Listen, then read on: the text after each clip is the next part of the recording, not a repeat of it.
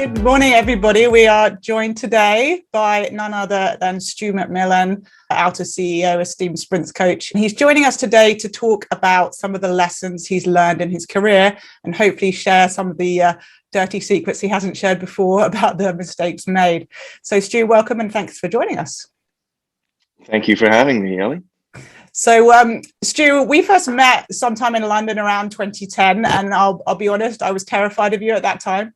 It took me about 5 years before I wasn't scared of you, and I still have my moments now. But could you describe for us why that may have been and how you were in your 20s and 30s compared to how you are now? Yeah, it's interesting, right? Because I have heard that before, and I probably have been active in trying to change that perception over the course of time. Mm-hmm. I probably wasn't aware of it for a long time. So it's not like this is something I was trying to put across. I wasn't trying to put across this, intimidating persona. I'm just being me, and me being me is actually quite quiet and fairly introspective. And I'm not super outgoing. So that's sometimes people confuse that as maybe being a little bit, obtuse or a little bit, intimidating. Generally, I'm quite shy. So it's, I feel like sometimes the perception hasn't necessarily fit the reality, but we understand how important the perception is. And I think you do a better job as you go through life of understanding how people do perceive you rather than just looking at things from your perspective. I may feel like I'm putting myself across one way, but if I'm hearing from 9 out of 10 people that I'm actually coming across a different way, then that's the reality. That's probably more important. So then you've got to work on that. So I feel like I've done a better job now over the course of maybe the last decade or so of better understanding how I am actually coming across rather than how I feel like I'm coming across, if that makes any sense. And how I've done that has just been maybe just a little bit more, can I be more approachable? Can I be a little bit, I'm still not a big smiley guy. I'm still not a big, a bombastic or boombastic person with a lot of energy. I'm still quite quiet, but I try to maybe carry myself where I'm a little bit, more approachable than maybe I used to be. Mm-hmm. And I think that's an important message for coaches, isn't it? Because there's often a stereotype that a coach needs to be this cheerleader type figure. And that's not necessarily the case. A lot of coaches that I know, and particularly very good coaches, and as you just alluded to, don't necessarily have that personality type. So it takes all kinds of people to be a great coach. And obviously athletes can be across the spectrum as well. So, what works for one athlete may not work for another. So some people may prefer that approach if they're more introverted. And I think that's an important distinction. Well, we talk about the importance of understanding and working from and towards an athlete's strengths, right? That's one of the first jobs as us as coaches is to try to figure out what makes this athlete good at what they do and then work them towards that. And it's kind of the same as coaches, right? All athletes are individual and all coaches are individual. Mm-hmm. And what's the most important part of that is just being authentic to you as what is you, right? There's not a coach archetype that every coach needs to fit themselves towards or to. Every athlete is different, and every athlete we try to identify what makes them different and work them towards that. It's the same with coaches. So you'll have coaches that are very, very bubbly, very, very emotional, very, very communicative. And you've got athletes like a Dan, for example, on the other end of the spectrum, who's very logical, tells a lot of stories, coaches through analogies and things, and you'll never see Dan ever get super excited about an athlete's performance, good or bad, ever. It doesn't happen, right? I'm kind of that way as well, right? I don't get super excited where other coaches do, and that's okay. So I feel like it's really important point for coaches and coach educators to recognize that and not push every coach towards a single way of doing things. It's understanding, who we are, and that takes work. Like a lot of work, right? That's one of the things that I feel like I've done a better job of now. I think all sort of more mature coaches figure out over the course of their careers is doing the work to figure out who you are as a person and then who you are as a coach. Maybe we don't know that when we're younger coaches, right? And maybe we see our coach is supposed to do this and act a certain way. And then we gravitate towards those things in which we've sort of been told we should be coaching, or how we should be coaching. I think as we get more and more comfortable with us as people, we get more comfortable with how we can be our authentic coaching selves as well. Mm-hmm. And you work particularly with elite athletes when I first met you, and you've been that way before, but I understand you used to work with some younger athletes as well in your earlier career. Would you say your personality is best suited to that, or the elite athlete side of things? And how did you change your approach when dealing with those different demographics of athlete? Yeah, it's one piece of advice I give all young coaches is, if you really want to learn how to coach, how to communicate, how to get across your thoughts to a group of athletes, do it with kids. Go and coach a group of kids, not just one or two kids, not in camp scenarios and settings where you've got their attention, but consistently you've got teams of kids to work with, because that's a totally different deal. Like, it's almost a totally different profession. It was really challenging for me. I didn't really enjoy it, but I saw it as it was. I saw it as a way for me to become a better coach, and a strategy for me to learn how to better communicate, better get across what I'm trying to get across, getting athletes to move in a certain way in which I want them to move. How do I tailor my language to try to be able to create this environment where I can get them to move this way? So it was, yeah, as I said, it was really challenging. And early in my career, I was at least able to identify that it wasn't that interesting to me, as anything more than just a strategy to try to improve my coaching ability. I wasn't that interested in the young athlete developmental coaching system, where it wasn't, all the things that elite coaching is about. That's not what it's about when you're working with 12-year-olds or 14-year-olds or 16-year-olds, is it? So it's that part of it wasn't interesting to me, but the other part, the actual coaching part, trying to get across what I'm trying to communicate to people, that was really interesting. And I feel like sometimes you don't know what you want to do until you know what you don't want to do. And when I started working, and I worked with basically 12 to 17-year-old footballers, soccer players, for 5 hours a day, 5 nights a week, for about 5 years. And, it was really hard. And some of it was really enjoyable, right? And some of it wasn't that enjoyable. But it really taught me was, okay, I don't want to spend my life doing this. I want to do something different. It's not this. I'm more interested in, I was spending my days working with more elite athletes. That's what I was enjoying the most. So I really gravitated towards that end of the spectrum. Yeah, that's awesome. I didn't realize you'd done so much time in that environment, and it speaks testament to where you are now, having that kind of experience and bandwidth in what you've done. So that's awesome. So obviously, you've had a lot of experience. You're now in your 50s, not 40s anymore, you're in your 50s. So looking back through that coaching career that you started very young, what are the most painful mistakes you've made looking back? Can you share some of those with us? I think my mistakes actually came later in my career. I think when I was young, when you sent over, a few of these questions earlier, I was racking my brain to think of mistakes, things that I would consider mistakes anyway, when I was a young coach just starting out. And I'm not sure if I can say, well, that's a mistake. I don't know. It was just a learning opportunities. I obviously wasn't as good a coach then as I am now. I'm trying to figure out how to coach. But I wouldn't say they were mistakes per se. I think those mistakes came along when I started thinking that I actually knew something, and I was doing things that now I look back and say, that wasn't very smart, and that was more to do with, I think, I felt like you get to this point in your career where you think your perception of your ability is greater than your actual ability.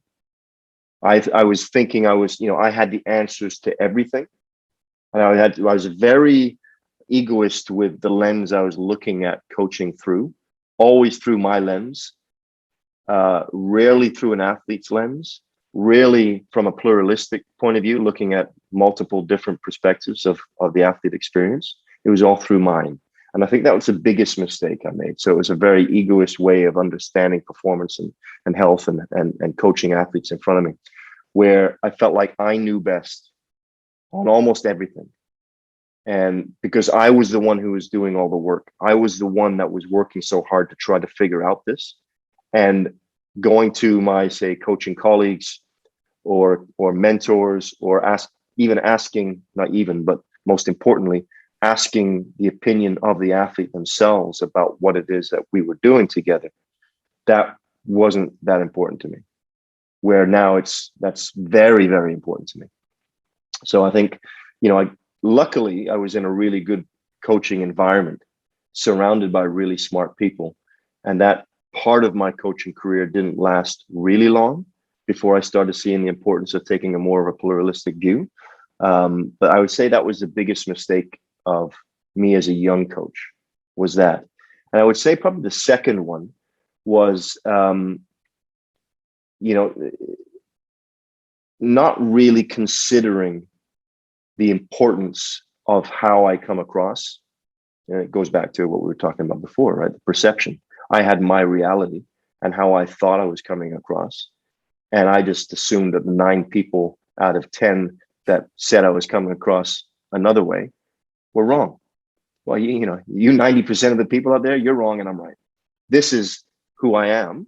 And you need to change the way you're thinking, or change the way or the lens in which you're seeing me through. So it was, understanding how I was coming across and being able to communicate in a way in which the reality inside my head and the actual perception out there of what was truly happening matched. That's really interesting perspective, isn't it? And just looking back, we talk a lot about mentoring here at Altis, and obviously we've got our new programs launching at the moment. What message or advice would you give to your 20-something-year-old self if you were now mentoring yourself? Obviously, you've alluded there to some of the mistakes you made, but if you could sit down and just convey one message, what would that message be to try and have an impact on what you were doing? Yeah, it's probably, pull back a little bit and get a greater perspective of the totality of what we're doing here and the influence we're having on the lives, the health, and the performance of the athletes we're working with. And don't get too stuck into the minutia. Don't get too stuck into the details of the technical details of what we're working on the day. I was lucky, right? I was mentored really well. I had the same sort of coaching mentor as you did, Dan Path. And one of the first lessons you learned from Dan and I learned from Dan was coaching is a generalist profession where you need to know a little bit about a lot of different things. And it's not just knowing those, little bit about all those things, but understanding how they all form and interact together to form this totality of this coaching system. Yeah, I was lucky that I saw the importance of that. But it's like everything, right? You actually have to go through it and learn these lessons yourself in an experiential way before you really truly understand the true importance of it. And I feel like that would be the biggest advice that I would give a young student is make sure that you're always zooming out and seeing what you're doing in context with everything else that's going on. Yes, dive deep into nutrition, or dive deep into therapy, or dive deep into biomechanics, but always pull back and see where it fits in context with the athlete's experience and your experience as a coach of the athletes in the sports you're working with. And I feel like that's something that so many coaches still get stuck in, right? Because you can, if you focus in on this one thing, and you can learn a lot about this one thing, it's a controlled environment that you're living in. But when you zoom out and you see it in context with everything else, that brings more and more complexity into the system, more and more even chaos into the system, where, okay, now where does it fit? It's how does this fit with this and this and this and this? That for me is the fun bit in coaching.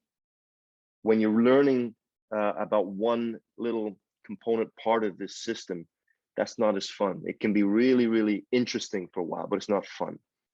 And I think sometimes we gravitate towards that too much and too often because of the control that it gives us, or it's seemingly giving us. Well, we're in control of this one thing, so I'm going to focus on this.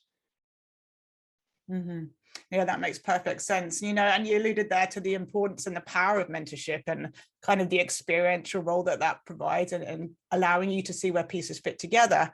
And over the past year at Altis, obviously, we've been talking a lot about that. We've been putting our heads together as a team to try and build these programs out to share this experience and try and help younger coaches or coaches with less experience figure out these mistakes or these puzzles quicker than we were able to do. So could you just talk a little bit about that, Stu? The Altis mentorship program, how is it different to the courses we offer? And where does it sit within our overall education structure that we have in place now? Yeah, so the courses give you the domain expertise, right? It's those diving deep into something, which is really important, right? Like if you're a sprints coach, you need to know about how to be a sprints coach. You need to know about the mechanics of sprinting. You need to know about programming. You need to know somewhat about sprint physiology. That's really important. That's the information. How do we apply that information in our coaching practice? That's the mentorship. That's pulling back and seeing how these little things, these specific things, interact with everything else in this system that's important. It's the experience of working these things into a system. It's taking that information and expanding it into actual real knowledge. So it's how does it work in context with everything else? So how can I get this stuff across to the group of athletes that I'm working with in a way in which promotes the belief in what we're doing together, which is obviously the key in everything here. So that would be, for me, the primary difference between our coursework and our mentorships. Mentorship, again, is about the actual coaching, the real-time coaching, how to become a better coach. It's not about the information. It's about how we combine all these little information nuggets together to become a wise and knowledgeable coach. Awesome, thank you. And for any coaches concerned about the fact, they're not getting this face-to-face hands-on experience, what could you say to reassure them that doing this virtually or digitally now is going to have that same impact as having a face-to-face, meeting with a mentor weekly or monthly? Yeah, I can't, because I don't think it does. I don't think it gives the same impact. So I think it's important that we're very honest with that, and we say, okay, virtual learning isn't as good as learning with somebody who's right there with you. Virtual coaching, so us coaching athletes virtually over a computer screen, isn't as good as us coaching athletes on the ground. We understand that, and that's quite obvious. It's the same when you're coaching coaches, but it allows us to reach so many more coaches. It allows so many more coaches to be able to get quality mentorship from quality mentors. It allows this experience that I had, that you had, that so many other hundreds of coaches had to be mentored, say, by Coach Dan Path. It allows us to provide that experience to a much wider group of coaches. And I think the important bits here is that, yes, it's maybe not as good, but 90% of it is just as good and maybe even better. It's that 10% of just, sitting down and having coffee with Dan and just, shooting the breeze and those side conversations that it's harder for us to facilitate virtually. It's harder, it's almost impossible for us to facilitate those experiences in our coursework. And it's one thing that we've really tried to focus on to bring into this mentorship, where we've provided a platform for the coaches not only to learn from, in a fairly structured way from their mentors, but to have these more organic and less structured conversations between themselves and with our mentor group, and that's through, the Mighty Networks thing that obviously that you've set up. I truly hope that this works, and I truly hope that coaches see the power of that. Coaches understand the power of more organic and less structured conversations between themselves. Because I think if we look back to our own development as coaches, it's not just having this, this mentor figure that we learn from. but it's having a bunch of colleagues that we can interact with and talk about these things that we're learning. I think that's the true power in mentorship, I think. And I feel like we've done a pretty good job of providing that. Now, what it's not, though, as I said, and we'll get back to that, it's not true mentorship where you're with the mentor every day. And I feel like that's the gold standard in mentorship apprenticeship. But it doesn't really happen that way anymore, does it? It rarely, anyway, rarely does that happen. Even in my experience with Dan, and maybe even your experience with Dan, I met Dan in 1995, and I spent 2 weeks with him, learning from him as much as I could. And then I went away for a year. And in that year, I may have the odd phone conversation with him.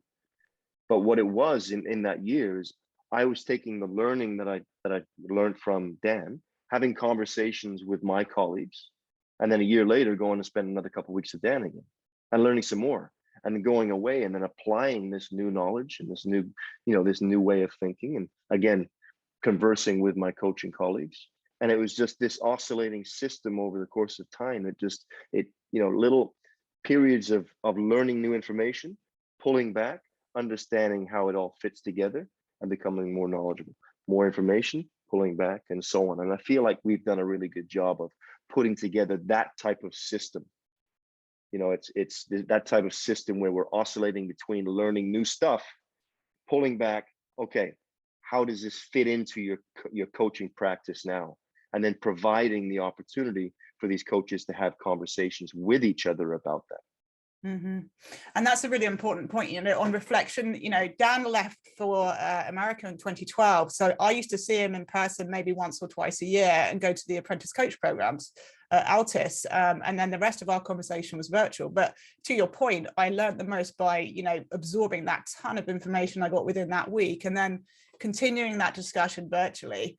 And I learned as much doing that and doing my own practice and trying to figure things out and going back to Dan, as I did by doing this. And hopefully with our apprentice coach program starting again soon in the autumn, we can provide that model, so people can come on site and see us, and then, in tandem be on these mentorship programs, learning the skills, learning the crafts. And, and with the courses being live and iterated upon, they can come back and revisit and look at it through a different lens as their learning improves. So it is kind of an exciting model, as you alluded to there, because it kind of mirrors the development we had as younger coaches. Yeah, I think it provides the best of both worlds. I really do. I think, as I said, I think the reality of the true mentor-apprentice relationship is challenging. Like it's really hard now. So it's what can we do that's almost as good? And I feel like this is almost as good, but it's now available to so many more people. Mm-hmm, mm-hmm. Awesome. Well, Stu, thank you so much for your time. I won't keep you any longer. You're in Manchester now and you're going to head off to get ready for the British Championships going on this weekend. So thank you for your time and we appreciate you. Thanks, Ellie. Appreciate you as well.